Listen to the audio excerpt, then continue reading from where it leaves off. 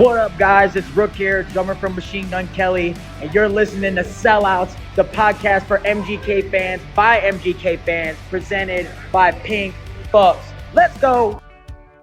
I don't ever wanna fall when I'm this high. Hey, hey, hey, hey. Welcome to another episode of Sellouts, the podcast for MGK fans by MGK fans, presented by Pink Bucks. I'm your host, Mike Kyle, and today, this is an interview, a long time coming. I am joined by Max Elson, aka MGK Thoughts on TikTok. I'm sure a ton of you follow that account. So Max, welcome to the podcast. Yeah, thanks for having me, Mike. It's been a long time, as you say. For sure. I remember when I think I followed you guys or you guys followed me, and it was crazy because that was kind of when our TikTok first started bubbling a little bit. And I remember my girlfriend Allie was actually like, "Did you just see who followed us?" And it was you. And at that time, I think you had 50K or something like that. And we kind of lost our minds here a little bit because it was the coolest thing. So dude, you're crushing it over there. I appreciate that. Thank you very much. Yeah, for sure. Let's just kind of dive into it, man. MGK, Colson Baker, aka Machine Gun Kelly. How did you become a fan of him all the way across the pond where you're at? Well, it's kind of weird because, I was 13 when I first heard of MGK, and I was a big wrestling fan. So it was around WrestleMania 28, I think it was, when The Rock and John Cena were having a once in a lifetime fight. And I saw him repping, and I thought, this guy is definitely going to go far. He inspired me to want to work out and just be better. So ever since I saw him, then I was like, I'm rocking with this guy. So you were also part of the big WrestleMania wave with Invincible and kind of that first album that really brought you into EST and the fandom as a whole. Yeah, lace up. Yeah, that's crazy, dude. That's crazy because I actually just recorded another podcast yesterday, and somebody I was talking to said the exact same thing. And through the podcast, I've learned that is just that is one of the biggest ways that people got into MGK about 13 years ago, or I'm sorry, 10 years ago in 2012, 2013. Yeah. Yeah, dude. So fast forward all the way through now. So you're an OG. You've been here for, over a decade. What has this whole ride over the past, 3+ years been like for you? It's just been mental. I never expected to actually start a TikTok account. I was doing a university project at the time back in 2021. I was in my final year. I was studying graphic design, and I was in an artist block where I was like, what am I doing? What am I designing? Stuff it. I'm going to start creating content. So I posted something back in March of 2021, and that's when it all kicked off. I was like, my phone was popping off. I was like, what's this? And then it hit 21K in 2 days. I was like, what? So I went from there, and every day I was trying to learn the algorithm, and I was trying to find a lot of MGK accounts, but I couldn't really find any. So I was like, I'm gonna have to represent here. So I kept going, and I was like, I'm gonna try editing. So I was like, I'll find a lyric, see if people relate to it, and then I'll go from there. And then obviously here I am now, and it's just gone like that. And then obviously took a little bit of time off for mental health reasons, because we all deserve to take time for ourselves. And then just came back. I'm balancing it out, just designing and then editing. Yeah. Do you remember what your first post was that kind of went crazy? It was a post of Downfall's High, where he was going, "What the?" And then there's a little quote underneath of it. Yeah, and so that original post that you did, was that on it? Was your original username at the time MGK Thoughts, or is that something that kind of evolved as you started learning the game a bit more? At first, it started off as SW Thoughts, which SW stands for Southwest, because I'm from Southwest England. And I was just I thought, if I'm making Machine Gun Kelly content, I'm going to need to change that, because it won't make sense if I'm putting SW instead of Machine Gun Kelly. Yeah, yeah, for sure. And what's been like the coolest part about seeing the TikTok really explode? It's just really nice seeing the whole EST family as a whole just putting their way of seeing him out there. Like you'll see someone who sees him as his general admission self. You see people who prefer him at this point in his life, and this point you're just like, it's nice to see it all. And like, I'm not the only MGK account out there. There's really good accounts like MGK Magic, Colson Content, and so many others. And it's just like they really show it off. Like they're really good. Yeah, absolutely. I think it's cool that you bring up kind of you're seeing people coming in at different points, and you have people who like different albums. I talked about that recently with somebody as well, where you have like these different eras that people are kind of a part of. So for you, coming in, I think you actually said, I'm pulling it up right now, your favorite album is Tickets to My Downfall, right? Yeah. But you've been a fan for 10 plus years. So what was it about that album that you're like, I love this more than anything else? Well, I was in a really dark point in my life. I was just like I was really struggling, and I was living in a uni accommodation with some people I knew from class, and I was just like I was all alone. It was a dark night. I was just like, God, I just feel like crap. And then I put my headphones in, and I saw that he released a new album because it was literally the day he released it, and I pressed it, and I didn't stop listening to it for like ever. I still listen to it today. Yeah, and what are some of your favorite songs off of it? Uh, it's very hard, but I'd say my anthem is probably like Drug Face. There we go. Good. There we go. Nice. And then we just had, at the time of this recording, literally yesterday, was the 1 year anniversary of Mainstream Sellout. So can you share any like things that you like about that album, or like what's your take on Mainstream Sellout kind of as a whole 1 year later? I just still can't believe it's been a whole year already. Like I remember buying my tickets as if it was like last week. But it's such a good album. Like he twisted it in such a way. Like obviously it was Born with Horns first, but then obviously he flipped it to go on to the people that hate him and called it, if you want to be calling this, I'm a mainstream sellout. So I was just thought it was a really good play on the words with how people are hating on him, like, which I see a lot of it online, unfortunately. And Hmm. just mainstream sellout as a whole, it's a vibe like you can't explain it. Like there's so many different songs that can relate to a situation you're in. But I found in that whole album, A was my favorite song, and Hmm. because I feel like when I'm on a high, I don't ever want to fall. Like when I'm this high, just like I want to claim that as mine. So obviously tickets and A are like my top two, and then obviously going to get a couple more tattoos in time, which I'm currently designing. Yeah, absolutely. And that is why we started off the podcast with I said, what song you want me to use? And you just pulled up the sleeve, had the nice A tattoo, and it's like, all right, you're making it nice and easy for me, man. Making it nice and easy. Have you seen him in concert? Were you able to go to any of his shows overseas last year? Not overseas, only just here in England. Well, I guess that's what I meant. Overseas for me, but in England for you. Yeah. I saw him in Birmingham of October last year. Hmm. And what was that like? Oh, like, because I've never had enough money to really like go and see him, and then when I really wanted to see him, I just couldn't. And then obviously I was like, "Oh, the tickets are here," and I didn't realize they're on sale because I was at work, and I got home and I was like, "Oh my God, I need to get on right now." And even when I got home, I managed to get two tickets from me and my sister to go. And like we were right at the front of the seating one, so there's all standing here, and we were right at the front here.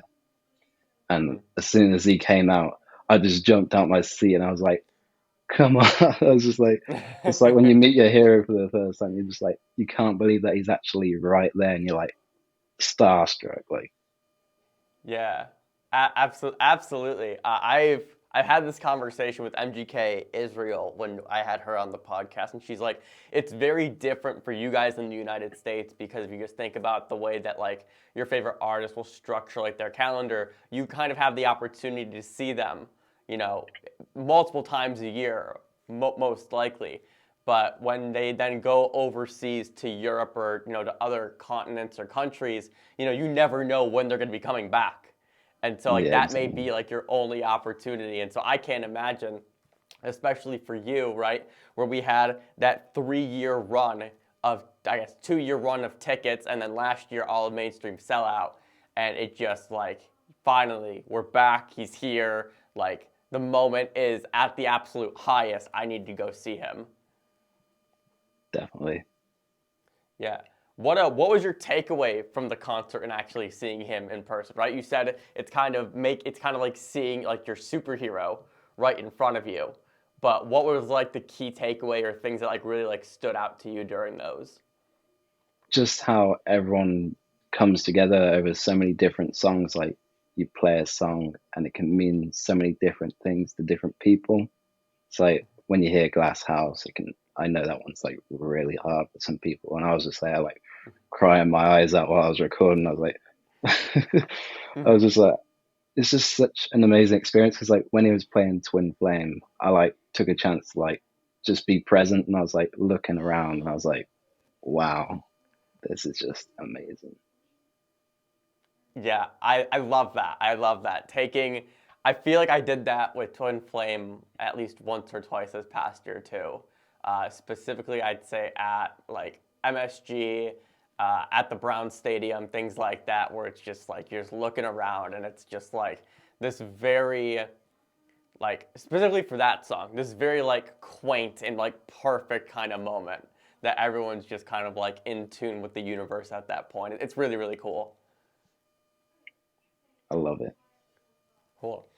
So being an OG for 10 plus years, what, I guess if we were to go back in time just a little bit, all right?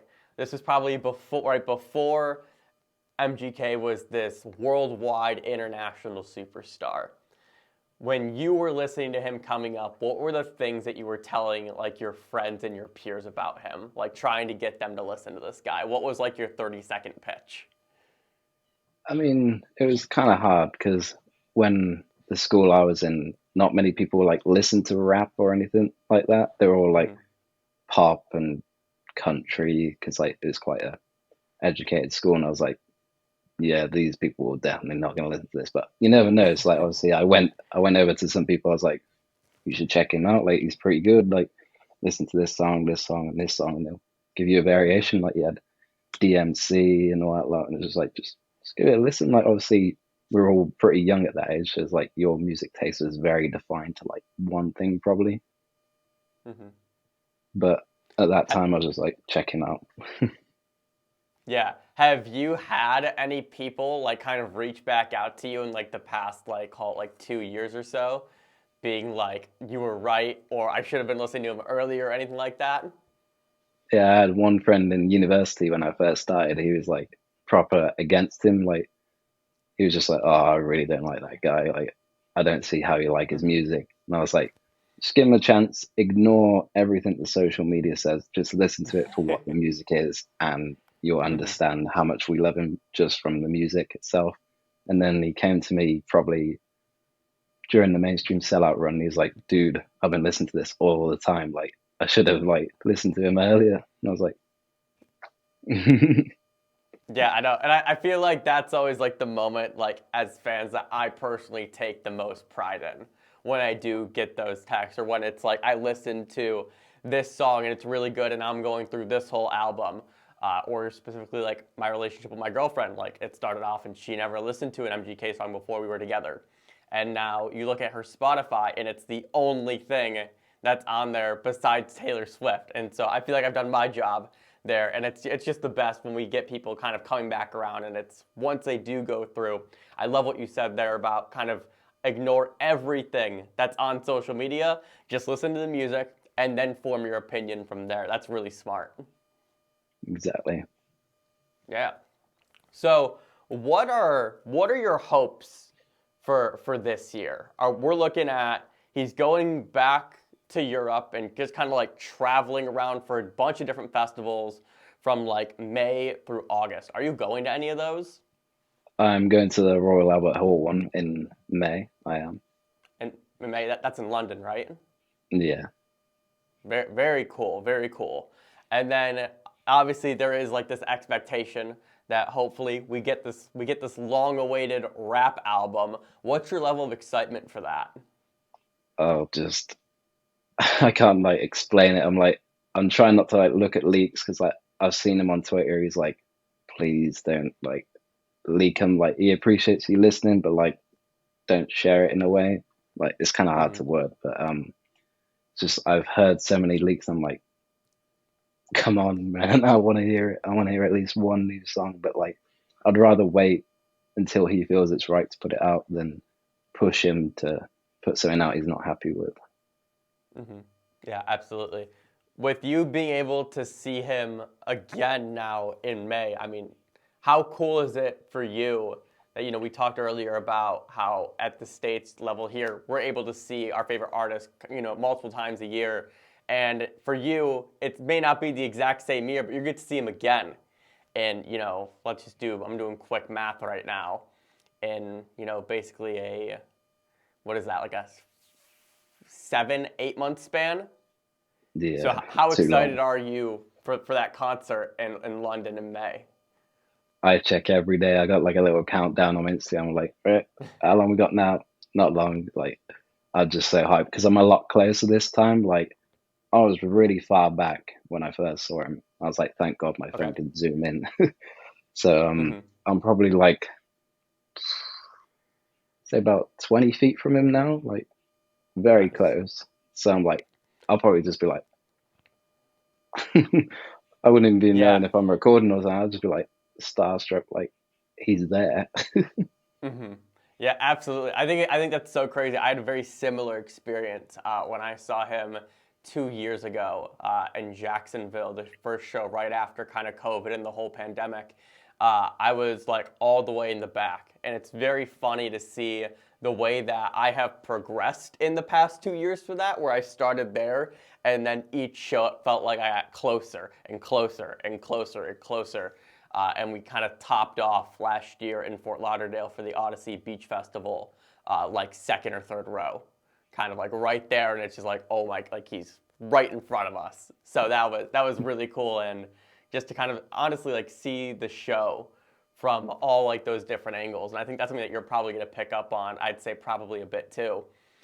Where you know like some nuances and you can like see the show and you get like this really cool like grand view from seeing him all the way in the back. But now you're going to get the totally opposite perspective, being 20 feet from him.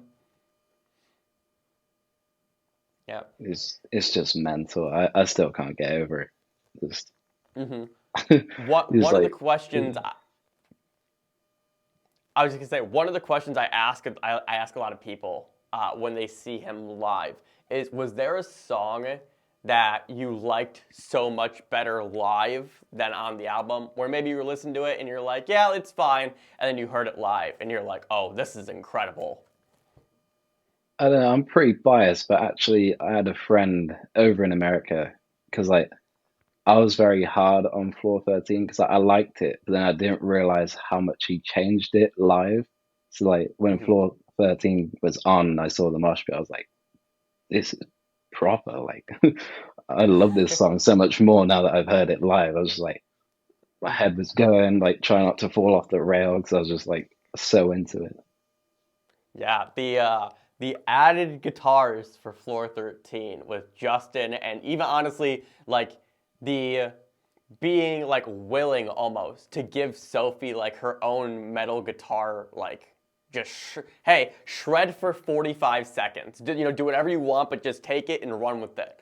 Like that is so cool to me, because if you just were to ask a lot of MGK fans, like Floor 13 is probably one of their favorite rap songs. And for him to take a fan favorite and just kind of throw Sophie and Justin the keys and say, hey, go ahead and just shred it, and we're gonna really up level this in a way that nobody really expects, like that's awesome.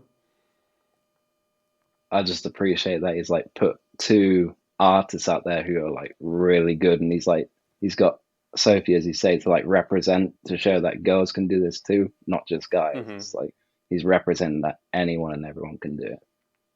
Absolutely. Shout out to the queen, Sophie Lloyd. So, Max, let's wrap it up here. All right. We end every show like this. 5 rapid fire MGK questions.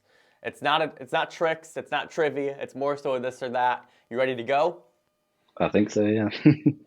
Let's do it, man. Let's go blonde hair or pink hair? Blonde on every day.